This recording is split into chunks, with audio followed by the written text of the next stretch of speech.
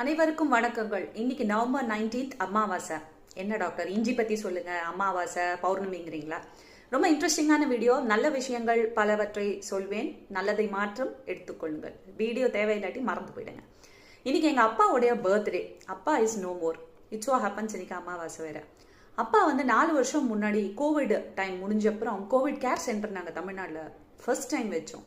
ஆயுஷ் டாக்டர்ஸா கேட்டார், மீரா நான் உன்னை 4 வேதம் படிக்க வைக்க முடியாது, பையனையும் என்னால் படிக்க வைக்க முடியாது, அப்போ பொண்ணை 4 வேதம் முடியாட்டியும் ஆயுர்வேதம் படிக்க வைக்கலாங்கிறதுக்காக தான் உன்னை படிக்க வச்சேன். அப்போ வேதமும் ஆயுர்வேதமும் ஒன்று தானே, உட்காந்து சொல்லு ஆயுர்வேதம்னா என்ன அப்படின்னாரு.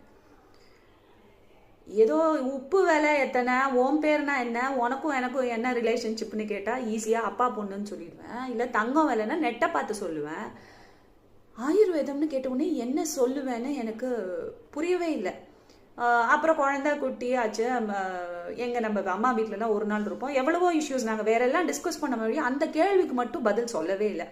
அது எனக்கு அப்போ வருத்தமாக தோல்ல. அவர் போன அப்புறம் ஐயோ அந்த கேள்வி கேட்டாரேன்னு அதுக்கு பதில் சொல்லலையேன்னு தோணுச்சு.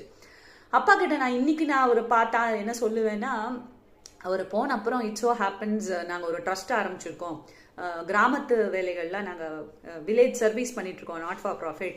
அதுக்கப்புறம் நியோபாஞ்சியல் சென்டர் ஃபார் ட்ரெடிஷ்னல் மெடிசன் அப்படின்னு ஆயுஷை பெருமைப்படுத்துவதற்காகவும் உலகத்தில் இருக்கும் பாரம்பரிய மருத்துவர்களை பெருமைப்படுத்துவதற்காகவும் ஒரு ட்ரஸ்ட், ஒரு சயின்டிஃபிக் ரிசர்ச் சென்டர் நிறுவனங்கிறதுக்காகவும் ஒன்று ஆரம்பிச்சிருக்கோம்ப்பான்னு சொல்லுவோம்.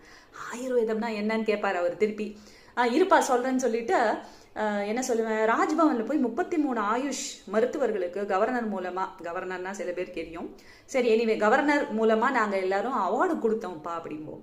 ஆயுர்வேதம்னா என்னன்னு கேட்டால் சொல்லுவேன், அப்பா போன மாதம் பை சான்ஸ் தன்வந்திரி ஜெயந்தி அன்னைக்கு யுக்தா முக்கிங்கிற மிஸ் வேர்ல்டு இந்த ட்ரஸ்டோடைய அம்பாசிடர் ஆக்கி ஆயுர்வேதம்னா என்னன்னு சொல்ல ஆரம்பிச்சிருக்கேன். 6 பார்ட் ஆயிருக்கு இந்த 1 மந்த்ல. இங்கிலீஷ்ல பேசிட்டு இருக்கோம். தமிழ்காரங்களுக்கு அதெல்லாம் கேட்கறதுக்கு இன்ட்ரெஸ்ட் கூட இல்லை. தமிழ்ல கன்வெர்ட் பண்ணி ஷார்ட்டா போட போறேன் அப்படின்னு சொல்லுவேன். ஆயுர்வேதம்னா என்னன்னு கேட்டா தர்மார்த்த காம மோக்ஷானாம் ஆயுர்வேதம் மூலமுத்தமம். அதுதான்ப்பா ஃபர்ஸ்ட் சூத்திரம். இன்னும் 1,00,000 சூத்திரம் பிரம்மதேவன் சொன்னார்.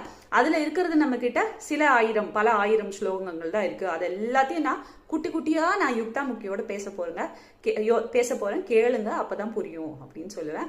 0லேருந்து 120 இயர்ஸ் வரைக்கும் எல்லாரும் ஆரோக்கியமாக எப்படி இருக்க வேண்டும் அப்படின்னு சொல்றதுக்காக பல சம்ஸ்கிருதம் மற்றும் தமிழ் சூத்திரங்கள் தான் ஆயுர்வேதம் என்று சொல்வேன்.